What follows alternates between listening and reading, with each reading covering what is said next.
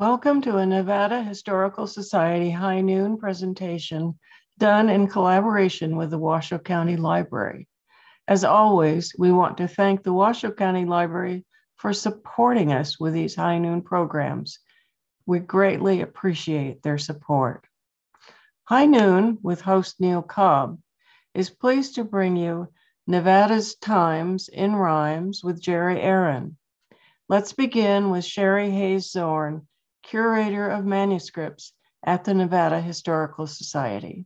I'm Sherry, and I'm the Curator of Manuscripts here at the Nevada Historical Society, and we so appreciate you joining us today. I want to introduce our host, Neal Cobb, a longtime historian and our honorary curator, and he's a wonderful historian, has a great resource that he shares and we care for, his photographies collection, Modern Photo, that his family ran.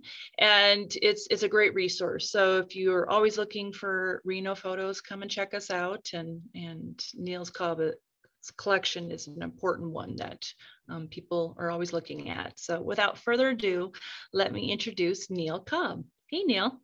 Sherry, thank you so much. I want to introduce our speaker today, who's a longtime friend of mine. I've met him at Westerners. And if you don't know anything about Westerners, look that up or Google it. It's a fine organization and you can learn a lot.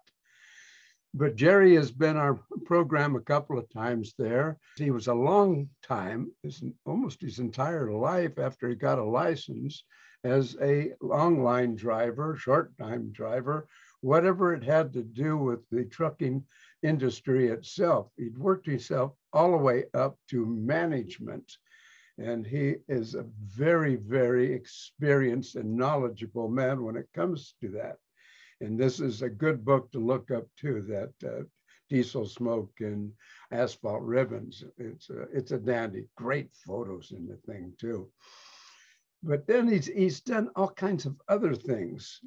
Number one, he was instrumental in starting a local car club, Obsolete Iron, and the Reno Autorama. He was the chairman of that for over 18 years. So he's well versed with anything that has an engine. So away we go with that. He is a number one owner of a red Jeep that he's put more miles off-road than on-road. He has discovered all of these different places on his own. He loves Nevada. He wanted to know more about it, and he's taken all kinds of great photos. And he's going to be able to tell you about this and where he's been and why he started to be an author. Who in the world would want to be an author? Well, I'll tell you what, when you have something that's worth saying, it's better to get it in print so somebody else can read it after you're no longer here. So I want to welcome our speaker today, Mr. Jerry Aaron. Well, folks, I hope that I'll entertain you and teach you a little bit about Nevada, maybe a few things that you don't know. This is my adopted state. I came from the Golden State, but actually, I think the Silver State is my home and has been for 60 years or so now. And as a young man, I started kind of getting out in the desert and looking around, and it just fascinates me. It takes a certain part of a person to enjoy Nevada. A lot of people say, well, it's ugly. Well, I'll give you that. There's a couple places that I don't know that I'd go back again, but that's okay. There's plenty of places I haven't been, and that's where I want to go now. And history has always kind of fascinated me. I have a lot of respect for all of the people, especially the hardworking people that helped build our country, as well as Nevada and all around the world, actually. Just the regular folks. I am not too much into the political part and all of those kind of people. I want the working people. Today, the kids that are at McDonald's or wherever, if they give you good service, I want to say, hey, good job. And that's what I want to do with what I've written as far as the history of Nevada. the people that struggled to settle the state, cross the state as the West was being settled. The Great Basin, of course, is where Nevada is located. I guess most of us probably that live here understand that. I've written a book previously that was called The Chronicle of Nevada's Great Basin. It deals a lot about many, many things in Nevada, from the military, the rivers, and all that sort of things. And it was directed just to general public or whatever. People that have moved to Nevada recently or whatever. I feel they should know something about their state, whether they go out and travel the back roads or just take Interstate 80 and drive over maybe to Elko or whatever. I think they need to know the lay of the land as far as if this is going to become their home state, as it has become mine. And I just love this state and the people that are in it that help build it. Well, after this book, I have some neighbors that homeschool. And anyway, I thought, well, it's kind of fun. I like to make things rhyme. I'm not a poet. I don't claim to be a great writer. I just have maybe a little knack to make things rhyme. So as they were learning a little bit about Nevada, I kind of wrote up some rhymes dealing with the history of Nevada. And I ran those poems by the kids, and they said, well, hey, those are kind of fun. It was an easy and fun way to learn about Nevada. And then one day they said, well, if you had some pictures. And I thought, well, I'm a guy that's got a lot of pictures. I've been taking pictures in Nevada for 50 plus years, just for my own records or whatever. Remember where I've been and what I've done. So that's how Nevada's Times and Rhymes came about. I wanted the kids to know about Nevada.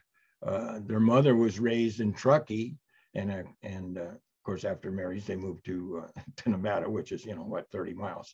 Anyway, so she knew very little about Nevada, and I thought, my goodness sake, she lived in Truckee.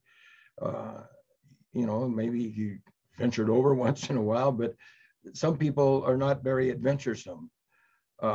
And that's a shame, because there's people that I've talked to and met here in Nevada. And one of my most favorite things that I can remember about Nevada as being young is that short ride out to Pyramid Lake for the first time. When you go over that little ridge after, 25 miles of barren land, pretty much, beautiful mountains, the colors and everything, because that's Nevada. And you climb that little ridge, and that highway takes you over, and all of a sudden, there it is. There in the middle of a dry desert, the Great Basin, what's left of it, is Pyramid Lake. It's just a wonderful feeling. I don't know. It's like, wow, really? And that sticks in my mind even today, although that's been 60 years ago. I still get that feeling when I go out to Pyramid Lake. And so I want to share that type of feeling with people that are new to Nevada. And it's amazing how many people have never been to Pyramid Lake. And I'll say, why? Goodness sakes. It's a nice little Sunday drive or whatever. Just go out there and turn around, come back, take you a couple hours. Anyway, that's how I feel about Nevada. Everything out there is worth looking for. And that's what I still do. Early on, as I drove truck, I would, travel many of the roads in Nevada, the highways, and I would see all of these roads going up into canyons, which mostly were because they're miners that, had a little camp up there or whatever. But I couldn't take the truck up there. And I thought, I gotta see what's up that canyon. Sometimes there's nothing. You'll find a road that's got, wow, this looks like a lot of people go up here. Well, yeah, because it only goes a mile and you have to turn around and come back. So it gets double the traffic. But then there's those roads that lead up into a canyon, and you find a spring and aspens and maybe some old cabins and all that stuff. And that to me is Nevada. And maybe you'll find some people out there that to share that with. That's my love of Nevada, and I hope I'll share some of it with you today and stir your interest. This book As you can tell, there's a little explosion there on the right-hand side. For many of you, you may not know, but there was a lot of above ground bomb testing in Nevada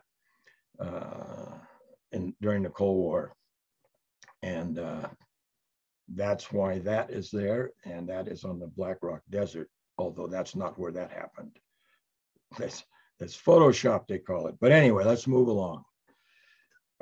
In my book of rhymes, as you can see there, the chapters entail Great Basin, and of course, facts about Nevada, the rivers, the towns, the railroads, mining, wildlife, military, roads and highways. And each chapter as it begins has another map similar to the cover map, but different time frame, okay? So a person, as they go into a chapter, they can kind of look at that map and see where Nevada has changed over the years. Well, I'm going to read this poem. Now, I'm not a very good poem reader, but I'm going to give it a shot here. So we'll start off with this one. Of course, you need to know that Nevada has a number of names, and here we go. The state of Nevada has 3 nicknames. The most popular is what brought it fame. Because of the Comstock Lode's silver strike, the name Silver State mining people liked. Nevada became a state during America's Civil War.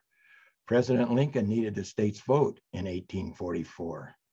To help end the warring between America's North and South, entering the United States is 36th in the country's amount. Brought into statehood during the war to end slavery. Battle-born for helping Black people to become free. Also known as the sagebrush state for the plant that grows all across most of Nevada. Its gray-green, bluish color will show. Now let's learn a little bit about the Great Basin. Okay, it's bordered, as you can see in the picture here, on the west by California, Oregon, and Idaho to the north, and Utah to the east. A good portion is in, as you can see, Utah, but the majority of the Great Basin is Nevada. And it falls a little short of Las Vegas, which is okay by me. Anyway, Las Vegas is in the Mojave Desert. But it's called a basin, and that was found mainly by Fremont and his explorations, as most all the rivers run into the basin. No rivers in Nevada go directly to the ocean like the rest of the world or the country. There's a few in the northwestern part of the state that do flow into the Snake River plain and into the Snake River, which in turn goes into the Columbia and then to the ocean. Okay, so now you got the lay of the land. Early on, Nevada history goes back to prehistoric history, actually. Prehistoric times, 15,000 years ago. This is the mouth of what they call Fish Cave. It says east of Fallon. Now, where the car is in the picture, probably, well, not probably, at one time was the ocean, the great Lake Lahontan, okay, or ancient Lake Lahontan, whatever you prefer.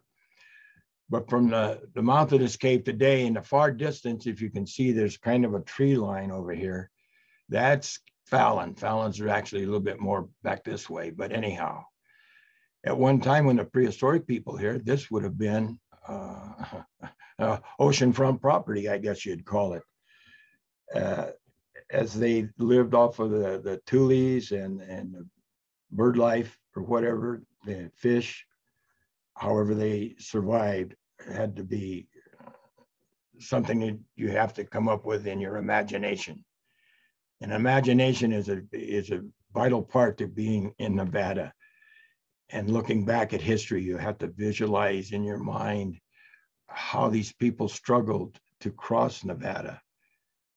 These chippings are here, probably petroglyphs and pictographs, date back to 15,000 years old in Nevada. These are up in the northern part of Nevada. And this picture was taken by my good friend, Jerry Fenwick. I have not actually seen this, but with a little imagination, you can kind of picture a face.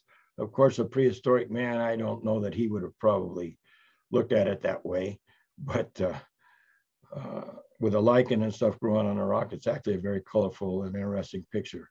But that would have been all chipped in with, I guess, by hand. And then again, all throughout Nevada, you can find the pictographs and petrographs. Surprisingly, this one is down by Hawthorne, south of Hawthorne, in a canyon that was just being driven up to kind of see what was up there. And nobody today, modern scientists or whatever you want to call them, historians, can figure out exactly what any of this stuff is. So when you find a rock, especially one like this that's got quite a bit of chippings on it, it's kind of amazing. You can read it however you want. I don't know, this could be maybe a snake, who knows, maybe this was the snake, maybe, and this was a man up here or a stick figure. But it's just kind of fun to look at it and see if you can cipher out what it might have been, what they meant when they did all of this, because it took a little bit of time to do this, probably a couple 100 years, but it's still there, as vivid as it was probably when it was made, because there's like a varnish that's on the rocks. And if you chip, you naturally chip it down to the bare rock again. And as I say, they're all over the state. And you can find them anywhere, everywhere, but it's quite interesting, at least to me. And that's usually a surprise if you're going up some canyon somewhere to see this. And the earlier explorers into the Great Basin, the hardships they faced were unbelievable. Ogden didn't spend all of that much time in the basin. John C. Fremont, people like Smith and those type of people actually explored it. If you can imagine coming into this valley, some came from California, skirted around the northern part through Oregon, and then dropping into California, and then came back through Nevada. And just how gutsy those people had to be, those men, to strike out. Maybe there'd be a group of 2 or 3 or 20 or 30, but not knowing anything about what they would see in the next half a mile. I mean, would there be a spring out there? You don't know. Sometimes Native Americans, the Indians, would be able to help them by showing them a spring. And then sometimes for days and days, they would just have to survive the best that they could. Many starved to death, actually. The famous ones that we hear of today, fortunately, they did survive. And early on, the earliest one, like the trappers, when they came into Nevada, they didn't really record anything. They were trapping beaver and stuff, but it wasn't all that fruitful in Nevada early on. That was more of, Idaho and north, east of Nevada, as far as the large beaver and that stuff. So the frontiersmen did come into Nevada, but they didn't record much because most of them probably couldn't read or write. But you can associate the names of these people with different places, especially Fremont. Fremont, his name is known throughout the West, Nevada and California both, because he was, the main explorer, I guess, of all. But it's fun to go out into different areas and associate names that you heard with the area that you're in. Even in town, if you see the name of a street or whatever, you wonder, or I wonder anyway, well, who was that guy? Kleppe Lane, Kitski Lane in Reno, those were ranchers and farmers and that sort of stuff that the streets were named after. And that to me is very interesting, and how hard those people probably worked. But Fremont was actually the one, as far as the white man, to discover Pyramid Lake and name Pyramid Lake. He had been, this was in the wintertime, and if you've ever been out around that area in the wintertime, like December, it can be uncomfortable, I'll put it that way. they were camped at the hot springs at what is now Gerlach on the Black Rock Desert, and they spent some time up there, him and his group. And they were not in very good shape food-wise. They came in from this direction here, and if you can make it out, this is the pyramid here. So they skirted along the edge of the lake, but I'm sure the lake was much, much higher in those days. And when this was the lake, Great Lake Lahontan, these would most likely have been just islands similar to Anaho Island, where is the Pelicans sanctuary. So these would have probably been kind of islands or whatever during the Great Lake. But when Fremont came through it, of course, it had receded quite a bit, almost completely. Anyhow, he circled along here, and then he met up with some Paiute people, and they more or less saved the day for him and his men. But this is obviously why he called it the Pyramid Lake. He thought it looked like the pyramids in Egypt, and I agreed with him. I still agree with him. Why wouldn't I? Then next came the wagon trains, and they came in from the east along the Humboldt River. If you're familiar with the Humboldt River, it runs from Wells to Elko, Battle Mountain, and westward into Winnemucca, and then it goes into the Humboldt Sink. And the wagon trains use that river because that's basically all they had to really work with. So they followed the river west, and this is at the Interpretive Center at Elko. It's a likeness of what they felt would be a campsite for the night for the pioneers. But as I've looked at this, I realized that, of course, they don't have a lot of old buckets. They got new buckets, and then they got barrels.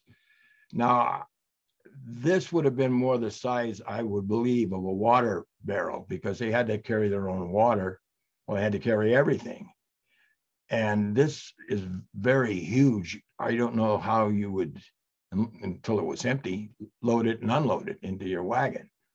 But they did the best they could. The Interpretive Center is a very interesting place, museum to go visit, and explains the hardships that the wagon trains face, or the pioneers face coming across to the west. By the time they got to Nevada, they were already pretty whooped, a lot of them, especially the Donner Party, and most of us know that story. That wasn't a good part of the West. But anyhow, the size of the wagons and all are pretty accurate, but I think they got a lot of extra furniture here that those people probably didn't really unload or have, not at least when they got into Nevada. In parts of Nevada, they begin to throw their belongings away just to survive. And as far as camping, this is the Humboldt River today, and it's like many of the rivers in Nevada. If you're from back east, this isn't really much of a river. But if you were a pioneer and this is the only place you could get water, I guess it was a pretty good river. I would imagine in those days as well, there was probably a lot more flow of water. But if you could imagine camping in an area where the mud was, when you stepped in it, probably a foot deep.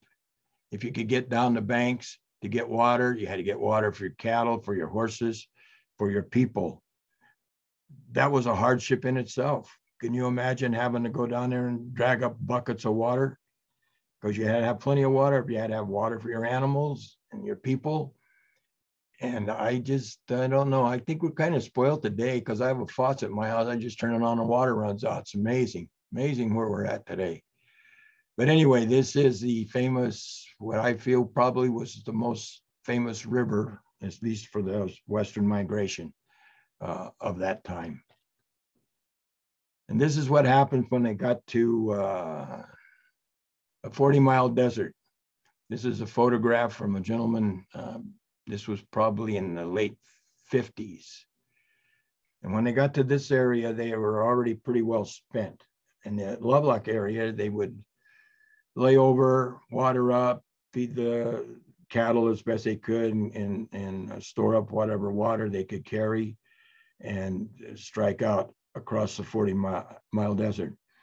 if you're not familiar with the area, that is east of Fernley, north of Fallon, and well, Trinity Junction would be north of Fallon, 40 miles or so.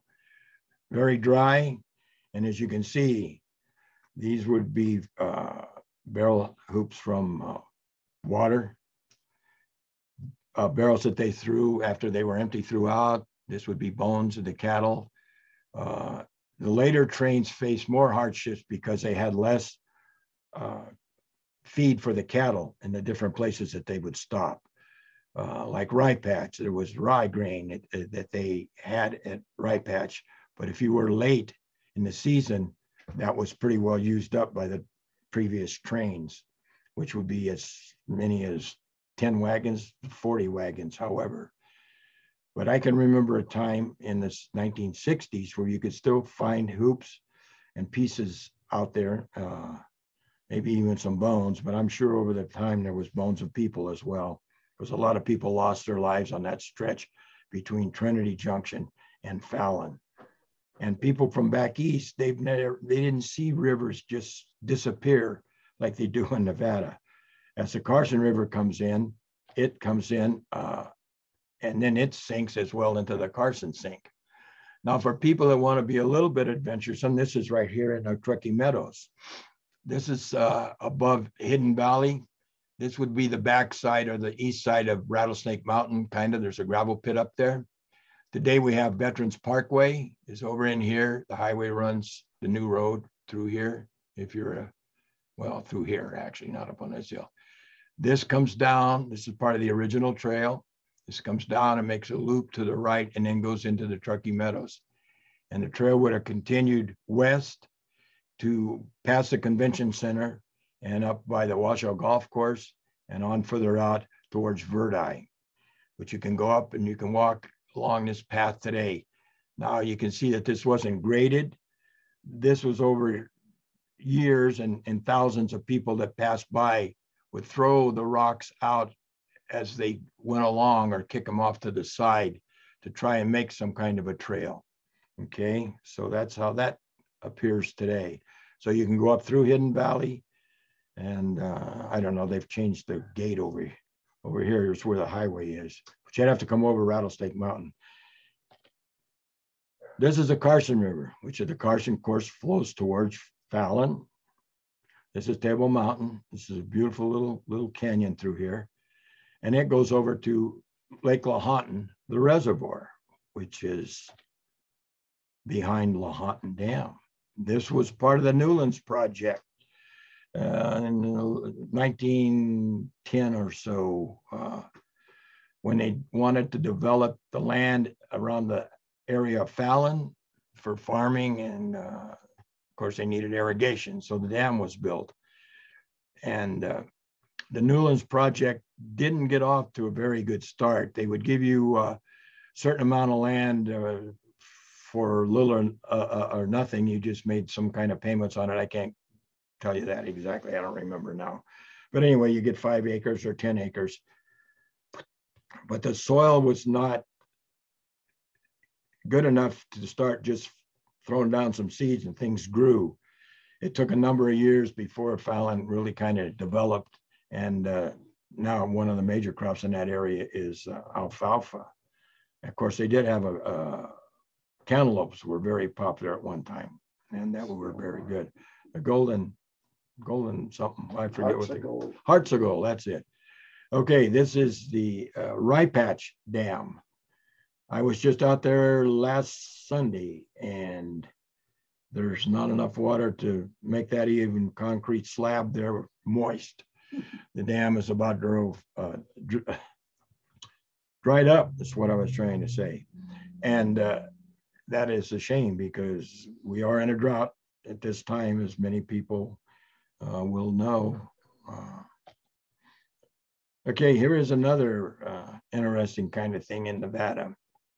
This is Walker Lake, and Walker Lake also is drying up. Walker Lake is also there's Pyramid and Walker Lakes are the only lakes that are left from the great ancient Lake Lahontan, okay? And as irrigation water and Reno has taken water from the Truckee, and the lakes are drying up, not so much with Pyramid anymore, but Walker Lake is suffering. At one time, this was used for commercial fishing, this boat. It's a very large boat. Looked like it was very heavy. And they fished that lake and then, you know, naturally sold the fish. If you're on the back side of the lake, which would be the east side, you can drive to this and I guess see it. It's kind of neat to me, but then I'm a history buff. So if you're not a history buff, probably doesn't mean much. But anyhow, it's on the back side. You can go in. The highway today runs along this side. You can go into the base of the ammunition depot and cut through there and come back on the back side of the lake. And if you look between the lake and the road, the dirt road, you can see the boat. But you can see how much the lake has receded. This was probably in the 1950s, I would guess, somewhere in there, late 40s, the 1950s. So I don't know if the water was here at that time. They blocked it up in hopes, I'm sure, of coming back and I don't know, starting their canning or whatever. There's evidence that there was some kind of a facility to process the fish that they caught. Kind of little dikes and stuff that evidently they had water in. I don't know. It's just another, I call them mysteries of Nevada. And then, of course, now also in the poem book, it deals with the railroads. We had many railroads in Nevada at one time, as we did towns. This is a picture of the Inyo at the sheds over in Carson, at the barns. These were right about the corner of Highway 50 in Carson. And they were beautiful old stone building that you can see that the trains, they did the repairs and stuff in there. And a few years ago, I don't know, some people decided that I guess it was an eyesore or whatever.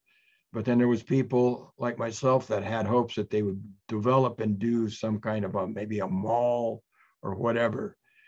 Well, the people that wanted to tear it down, they won out. And then I guess they were going to build something there.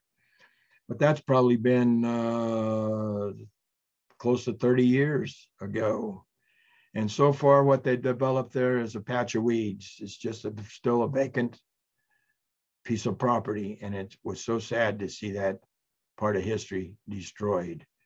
And in the meantime, though, they now have the railroad completed back up to Virginia City, but it goes from Mound House up. But they lost a great part of history there. I feel that was not a good idea to tear that down, but it's all about money. All right, here we go back to the kind of the 40-mile desert. The book deals with highways and stuff in Nevada. And if you can imagine yourself, this is where your curiosity and your imagination comes in when you go out to and venture out in Nevada, maybe to explore a little bit. Can you imagine this man here? He had no cell phone. He had no 7-Elevens. He had nothing. And most likely he had enough water for his animals and himself, hopefully, and carried his tobacco and whiskey or whatever. And that's what fueled the people. And a lot of times they walked. Many times in the wagon trains, the people walked because just human weight added to a wagon would tire the animals, oxen and horses or mules. So people walked. They didn't need that extra weight in the wagons. But I'm sure that this, by the looks of it, was a hot summer day or whatever. And who knows where. You can see where he was headed. It looks probably much like this in front of him as well. I don't know. They were very, very tough people. That's why I have so much respect for these people. And I want other people to understand the hardships that these people went through to make what we have today. I don't want you to live in the past, but you sure ought to know a little bit about it and the hardships they face. We're so spoiled today. I could not survive out there. Okay, this is in the museum, the Humboldt Museum in Winnemucca. It's a 1903 Oldsmobile. It was donated to the museum, but I feel this was in Lovelock. I feel that this is possibly the first car in the state of Nevada. In 1903, okay, there was a gentleman named Lud Marker who was had a mercantile store, I think, and he was probably a bit of what do I want to say? Blacksmith. There it is. Anyway, Mr. Marker, he thought he ought to have a car, so he orders the Oldsmobile. Okay, and a little bit of a story goes with this. So the car was sent out by railroad and arrived in Lovelock. Now, this is where your imagination comes in. There was a few cars. Well, there was hardly any cars in Nevada at that time. Of course, the Goldfield and Tonopah booms had cars, but they were usually about 1905, 6, 7 in there before the cars started to really appear, you know, where the money was, which was in Goldfield and Tonopah. Anyway, I can imagine that the whole town probably showed up, because imagine the word got out that here a car is going to be delivered in Lovelock, Nevada in 1903. So you can imagine the crowd gathered around the station, and they unloaded the car. Probably 2 guys could pick it up and set it on the ground. It only weighs a few hundred pounds. Well, maybe 3 or 4 guys. So they unload the car, and the crowd's all there. And Bud comes up to his new car, and look at that, boy, shiny, pretty, and everything, and it won't start. Well, why won't it start? I guess there's some kind of directions, who knows? Anyway, he tries and tries and tries. And you can imagine the crowd is by now beginning to think, boy, these cars are not all they're cracked up to be. So Lud goes home, gets his horse, hooks it to the car, takes the car home. Embarrassed, I'm sure. I would be. Anyway, so Lud gets a hold of the Oldsmobile people and says, hey, I got this car and now I won't run. And they said, well, did you put the spark plug in it? Well, where's the spark plug? Well, the spark plug's under the seat. You have to put it in the engine. Well, by golly, that worked. So after, I'm sure, an embarrassing day with the whole town, which probably at that time was 100 people, I don't know. I'm sure he was quite embarrassed, but the car was saved. And if you're in Winnemucca, there is a wonderful, wonderful museum there. And go see the car and use your imagination to see what you think Lud would have felt that day, and the embarrassment of his brand new, probably the first car in Nevada, and it wouldn't run. And then as the highways progressed over the years, from the wagon roads and trails was developed. The Lincoln Highway was our first intercontinental highway, I guess, as you would call it that. And it was named after President Lincoln. And it was kind of went through towns here and there all across the country.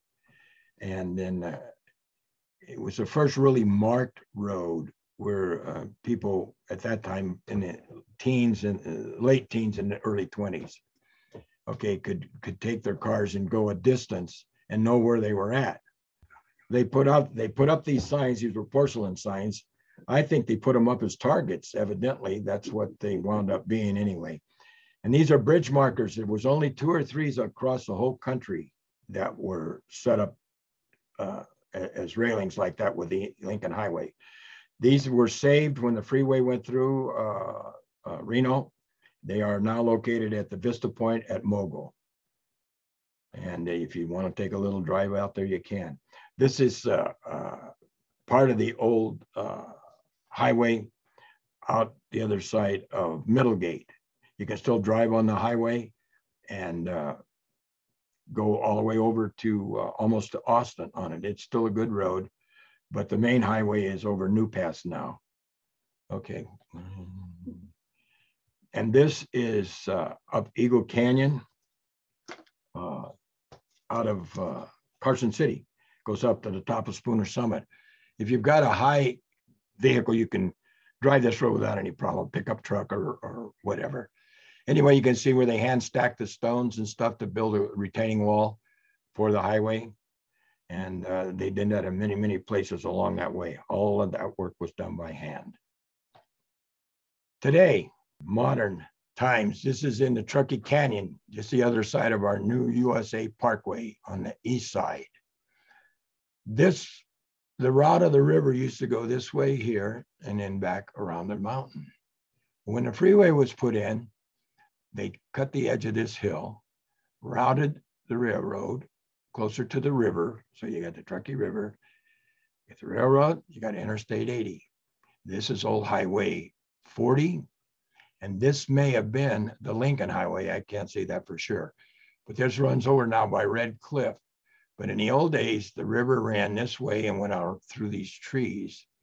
And the old highway went this way, or went around by Red Cliffs and then back out this way. So this is one of the few places that you can see the river, and this little fine line was probably the California Trail. I've walked over there, and it was used probably by wagons, evidently. Okay, it also deals with the wildlife of Nevada, bighorn sheep, the tortoises, the kangaroo rats, those are cute little buggers, and the horned toads. Of course, we have other things besides that, antelope, deer. You need to get out there. You don't always have to have a Jeep, okay? I have a Jeep because I think they're fun. Anyway, there's a lot of times that there's something up on the side of a mountain that you want to go, and I'm getting too old to walk. So that Jeep takes me kind of where I want to go, or close enough that I can walk. And this was out in Crescent Valley. I can't even think of the name of the town now, but anyway, there was a number of cabins and stuff there, but you can tell by the roads that you can go out with an everyday car. Just be cautious, use common sense. And if your phone tells you can go out there, or your computer, GPS, whatever, I don't use that. I can still fold a map. Anyway, don't let it confuse you. If it doesn't look right, don't go, okay? Turn around if you don't think your car will make it. This was a little town called Poinsettia. It wasn't a town, it was a camp. And I discovered this by accident one day. There's a ridge like this that goes all the way around it. It sets in a basin. And when I went over the edge of that ridge and looked at that, I thought, oh, wow, what a cool place. And I'm not going to tell you where it's at, okay? This is Rio Tinto. It's north of Elko. This was a copper mining company town. There's, it's posted no trespassing, but I don't have a picture of that sign. Anyway, there's an big abandoned school and stuff there. It's kind of an interesting location. But if you do go to these places, don't destroy anything. Leave it for other people to see. I've gone to so many places in the last 40, 50 years and gone back, and they've been destroyed. Some by Mother Nature, and that's going to be a natural part of the evolving into where we're at today. But a lot of it is done by people that just shouldn't be out in our Nevada. People that don't care about it. This is something else too. You'll find a lot of mines, tunnels, shafts, all throughout Nevada. At one time, they were going to cover them and close them and fence them off. As you can see, this at one time had a steel door, okay, to block the entrance. Well, when there's nobody around, people do what they do, and evidently broke into this one here. As you can see, I didn't go very far in there. Sometimes you might want to venture in, but just be careful. Use your common sense. If you see a lot of stuff laying in the way, it could be even worse inside, or worse once you get inside. Today, they don't use the tunnels and the shafts so much. Most of it is open pit mining. Okay, this is a mine out by Eureka, Nevada. I don't think it's in operation anymore. It has a pit. It's not one of the large mines. You get into the Carlin Trend and you got Barrick and Newmont. Those are huge pits. You can go onto your Google map and fly over them and see how large they are. It's amazing, amazing. But this was a gold mine, and I think it was a Newmont mine, or I may be wrong on that. And then you had the early airplanes. This was in Sparks in 1916. Okay, this is kind of a fun picture, as I don't know what the deal is with a pilot, okay, but you got guys holding an airplane here, okay? I guess he's winding it up. The dog wants to know, what's this going on here? So I guess as soon as you got your propeller going fast enough, the guys let go of the plane. I would guess that's how that worked. But you can see there's not much of a runway. They just landed on dirt fields. I believe this was over kind of off of Cleppy Lane where the school bus yard is. I'm guessing it was in that area over there because that was fairly flat in those days. Okay, in fact, there was later an airport there where the school bus yard is. And then there also was an airport on Greenbrae where the shopping center is there. Okay, there was an airport there. Okay, in the early days of mail carrying by air in the 1920s or so, they built arrows out of concrete to direct the pilots because they only flew about 80, 90 miles an hour and didn't fly very high off the ground, but their instruments weren't much. I guess they had a compass, but they probably didn't work very well. So anyway, the government came up with a system of arrows, concrete arrows, and they would fly over the arrow and it would point them in the direction to go. This one, I think, is a Golconda. Yeah, this is a Golconda arrow. And later on, they couldn't go at night because they couldn't see the arrows. So they thought, well, then we'll build towers, beacons. Okay, and they built a number of beacons all across America, not just here. But this one is out by Fernley, okay, still standing today. And they had an acetylene light. That's what fired the light, was acetylene. So they would have to change out those tanks every so often. These are located in pretty much remote areas. But if you're going towards Fernley from Reno, if you're going east, if you look up on the hill just before you get to the river at Wadsworth, you'll see this tower up on the top. But what was unusual, what brought this about, is they tried an experiment by the planes would load the mail and they would fly until almost dark and they would land near the railroad. They would put the mail on the train. Train would go through the night. Then it would, wherever daylight came, I guess the plane would be there, put it back on the plane, fly it till it got dark again, and it hopscotched across the country. That worked only for a few months, but I thought that was kind of interesting that they would go through all that trouble. The Pony Express almost did that good, which is another part of Nevada. This is a B-29 that was out at Stead a number of years back during the air races.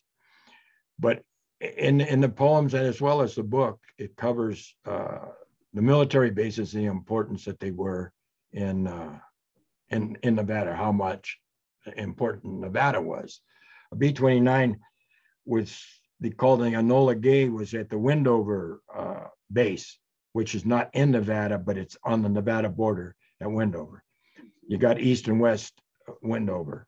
And there is a nice museum at the base today, but that's part of military history of Nevada because they had to fly over Nevada too. Okay, so I counted that. One of my favorite parts of history is at the Tonopah Army Air Base, and of course, east of Tonopah, just a few miles. These were hangars, remained for a few years. This has collapsed a couple of years ago, finally.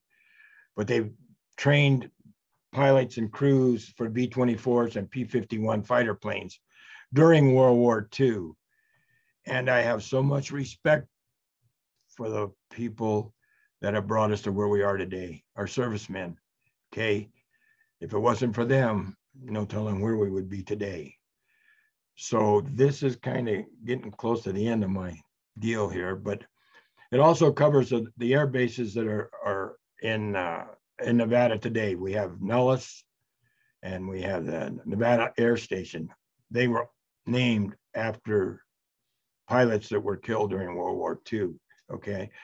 Van Voris was killed in the Solomon Islands, and Nulles was at the Battle of the Bulge.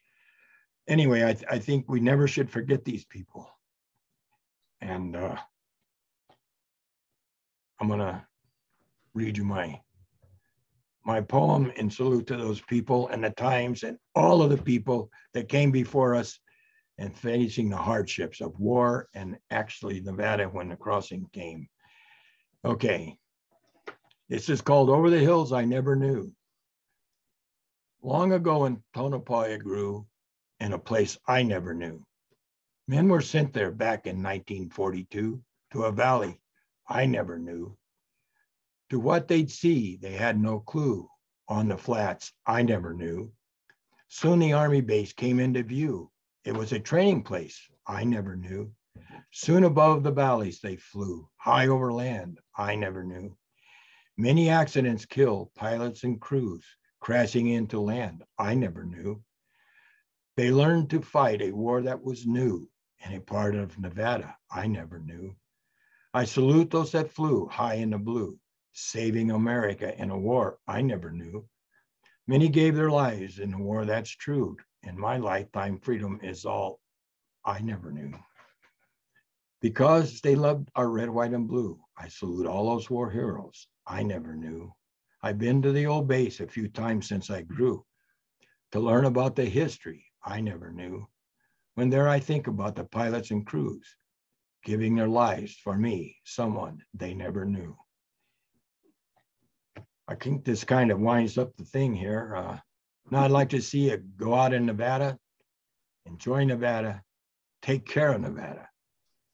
And I want to give you one more little tip here. This is called Lady of the Snows. This is Mount Rose. And this is the Lady of the Snows. As you can use your imagination again. Imagination and curiosity is what makes an adventure. Her hair flows this way, okay? Her eye is here. Her nose is here. Her mouth is open to the sky. So when you drive by, look to Mount Rose and see what Nevada's all about. Thank you. This was wonderful, Jerry. This was great. And I loved all the story. When did you start thinking about and working on your first book? Because now this is your fourth book, correct? Right. Well, my first book called Diesel Smoke Over Asphalt Ribbons. Yeah. I spent most of my life, well, all my working life in the trucking industry. It's a very misunderstood industry by most people. Most people just hate trucks, but without them, you wouldn't have very much. Mm-hmm. And I wanted to write about the people. Everything is, to me, is about the people. It's hard. It's a hard industry, okay? And that was what the book was about, how it started from what they call the Teamsters, but these were Teamsters with whips, okay? Yeah, they didn't drive up to the fuel pump. They fed their animals and stuff. So it starts with those Teamsters, and then it goes through some of the experiences I had when I was driving truck and experiences of other people. But it's based on trucking mostly in Nevada and the West. And then my second book was also about trucking, but it was about trucking companies that I watched grow over the years in the area that I had a lot of respect for. It's called Teamsters, Truckers, and Truck Stops. And it deals with truck stops like Boomtown, how it was developed, and the stories behind those truck stops. And this goes before, the freeway, and then later as the freeway came through, and how the freeway kind of destroyed a lot of our little towns. When you wrote your third book, how long did it take for you to then work on your rhymes book? I don't know, maybe 3 months or so. I'm the kind of a person, when I've got something to do, I don't know, I get after it.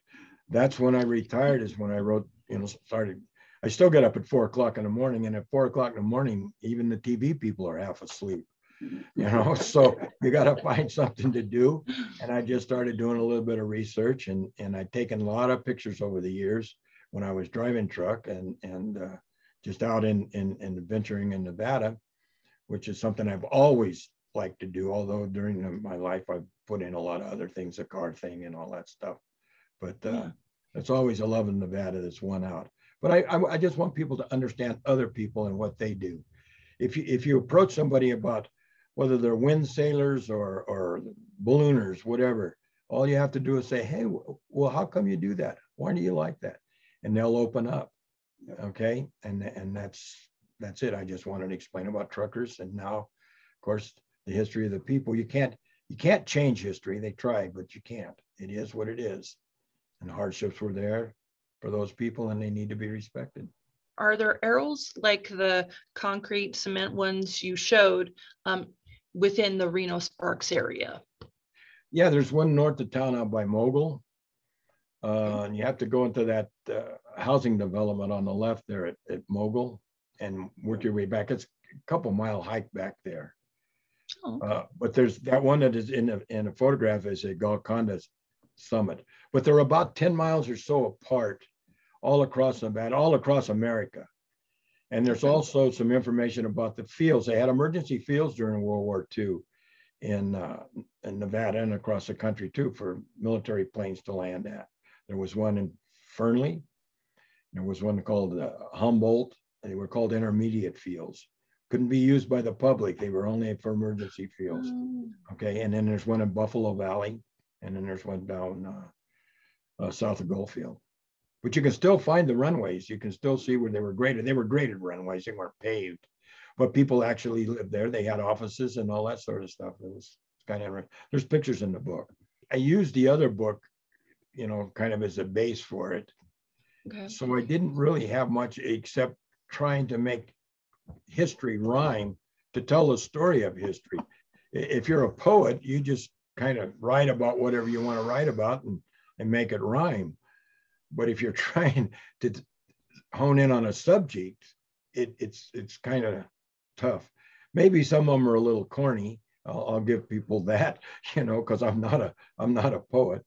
But that was the hardest thing, was just trying to go. And then once you write it, and then you reread it, and you change it, and get it to tell the story with rhymes was kind of a little tough at times. Are you part of the Jeep group, or is that something that just you go out and explore with some friends, or just yourself? Or well, I used to go out a little more kind of by myself, not all that much. You shouldn't really go out there and get very far off of some you know, major road, gravel road that's a graded road, like a county road or something.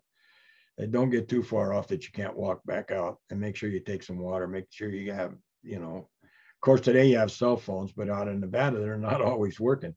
You know, you don't always have service. There's a bunch of us old guys that are, you know, let's say around the 80 age group that we get together, and we're going to do a trip. In fact, starting Sunday, we're going to go down to Tonopah and spend 2 or 3 days.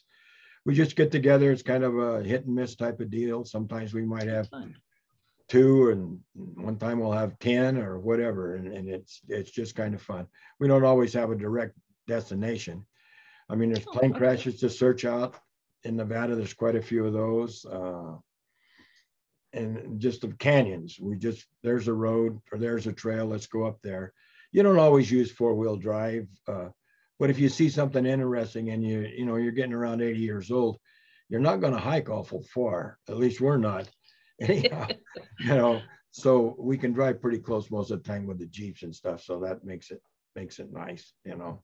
And we're not like the guys with the razors and that sort of stuff. They go out and look around, but they do it at high speed. We're out to look and see stuff, you know. So we kind of stop and look at this and really enjoy Nevada, you know. That's nice. The thing. And it's just searching for whatever, searching for those mysteries. You'll pick up something out there that's worn out. It's just completely worn out, and you wonder, what in the world did they do with this thing? You twist it and turn it, and you're thinking, what in the heck did they do? Somebody made it, because they didn't go to the hardware store. They didn't have anything. They made stuff. And it's fascinating to think that whatever it was, it's worn out, but you don't know what they did with it. Can you talk a little bit about how many airplane crashes sites have you gone to? The majority of the smaller planes, it's very hard to find anything unless they're an old site. I mean, they're still all hard to find, but most of the stuff they clean up today. The majority of the where military crashes, okay? And the military cleans up pretty much all of the debris. But so it's the search, the fun of the hunt, I guess. A lot of B-24 crashes, especially around Tonopah, because that's where they trained, and there was over 100 odd men killed in the years of the base operation. In fact, we're going to go to the site, I think, on this trip that's coming up. But probably 4 or 5 B-24 crashes, some later model jet crashes, some from Fallon, and stuff and they're scattered everywhere. They call it the Nevada Triangle. It runs from Las Vegas. You've heard of it, then Las Vegas to Reno, and then over the mountain to Fresno, Bakersfield, somewhere down in anyway. Something, yeah. Yeah, and there's a lot of plane crashes, but a lot of the small planes crash along the Sierras because of the downdraft. See, and in Nevada, you can get up on a mountaintop and look for, 50 miles. We spotted a lot of sites, debris, with binoculars and stuff across a canyon or something. But it's just the fact that we found where it was at, I guess, not actually stepping on the exact site, but close enough that we called it a find. Probably 30 or so sites over the years I've been. And thank you again. It was wonderful. Your program was great. So, well, I hope people enjoyed it, and I hope they will enjoy Nevada. If you're not able to go out or you don't feel comfortable going out in Nevada, hopefully with my books, it'll at least give you a little insight. I feel that people should at least know the lay of the land. When the weatherman's telling you about Ely or Elko or Tonopah or whatever, know kind of where it's at, maybe what it looks like a little bit, maybe, and understand the people that are out there. They're not very big towns. We don't have only 2 big towns, 3, 4, whatever, all together.